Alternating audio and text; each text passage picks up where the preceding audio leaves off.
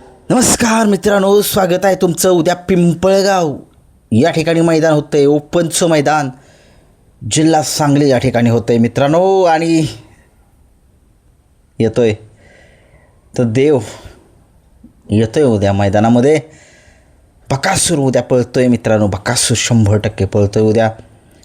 सकाळी मी तुम्हाला पोस्ट केली होती, सकाळी एक व्हिडिओ घेतला होता, सांगितलं होतं व्हिडिओमध्ये की पळणार नाही आहे, जर तर चाललं आहे, पण येतोय. टॉपच्याच पैऱ्यामध्ये येतोय, टॉपच्याच पैऱ्यामध्ये येतोय, टॉपच्याच पैऱ्यामध्ये येतोय. कोणासोबत पळेल हे महत्त्वाचं नाही आहे, उद्या बकासूर पळतोय हे महत्त्वाचं आहे. संबंध महाराष्ट्राचा लाडका, ज्या बैलाने महाराष्ट्रच नव्हे तर 14 देशातील लोकांचं प्रेम जिंकले, असा रुस्तम हिंद केसरी, बारम हिंद केसरी बकासूर उद्या नाशिकच्या मैदानासाठी रवाना झालेला आहे. तो एका टॉपच्याच पैऱ्यामध्ये आहे. पैरा सांगत नाही आहे, पैरा माहीतच नाही तर सांगणार कुठे. अंदाज कळेल संध्याकाळी अंदाज कळेल कोण आहे कोण आहे. पैरे येतील, त्या पैऱ्यात बकासूरचा पैरा जो आहे तो सांगितला जाईल. महाराष्ट्र बकासूरचीच वाट बघत होता, कारण की तुम्ही बघितलं काल सेमीला थोडंसा नोकझोक झाली. त्या सेमीमध्ये बकासूरची गाडी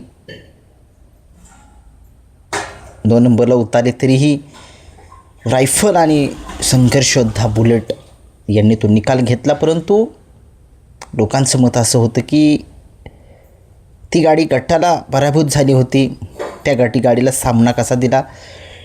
शेवटी झालं, गेलं, गंगेला मिळालं.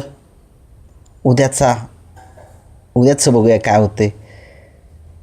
निर्णय का मागे घेतलेला न पळण्याचा. मित्रांनो, कमिटीवरती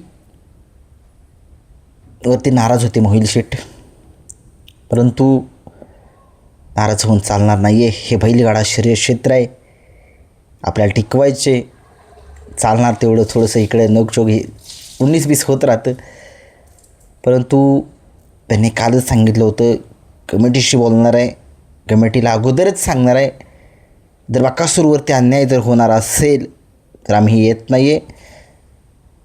आणि बकासूरवर अन्याय झाला तर कदापि सहनसुद्धा होऊ शकत नाही. मित्रांनो, एक महाराष्ट्राचा लाडका नंदी आहे तो बकासूर, आणि त्याच्यावरती जर अन्याय जर झाला तर ते लोकांना खरंच त्रास होतो त्याचा. परंतु पळतोय उद्या बकासूर, उद्या पळतोय. लाईव्ह लॉट संध्याकाळी पडतील मित्रांनो, आज लवकरच पडतील. कुठल्या चॅनलवरती पडतील, STC लाईव्हवरती पडतील का कुठल्या पडतील, जरा कमेंट्समध्ये सांगा. काय वाटते उद्याच्या मैदानामध्ये. सगळे टॉपचे आहेत. बिंदोडचा बादशाह मथुरसुद्धा त्या ठिकाणी रवाना झालेला आहे, तो सुद्धा एका टॉपच्याच नामांकित पैऱ्यामध्ये आहे. अजूनही पैरा मथुरचा फिक्स नाही आहे, नाशिकमधलाच नंदी आहे त्याच्यासोबत, परंतु पैरा माहीत नाही नक्की कोण आहे.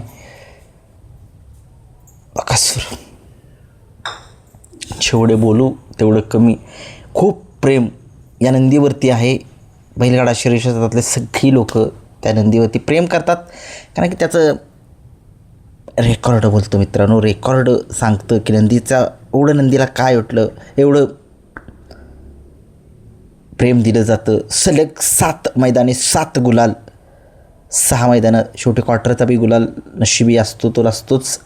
आणि आता बघावं लागेल कोण असू शकतो बकासूरचा पैरा. व्हिडिओ जो आहे तो येईलच.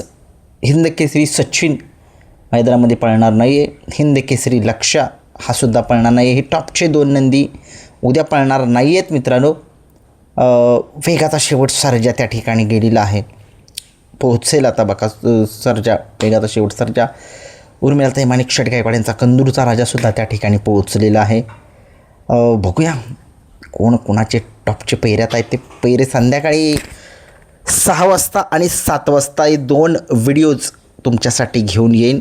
कोणत्या पैऱ्यामध्ये पळतोय, ह्या चॅनेलला आणि त्या चॅनेलला 10 पैरे, इकडे 10 आणि इकडे 10, असे 10 पैरे येतील तुमच्यासाठी मित्रांनो.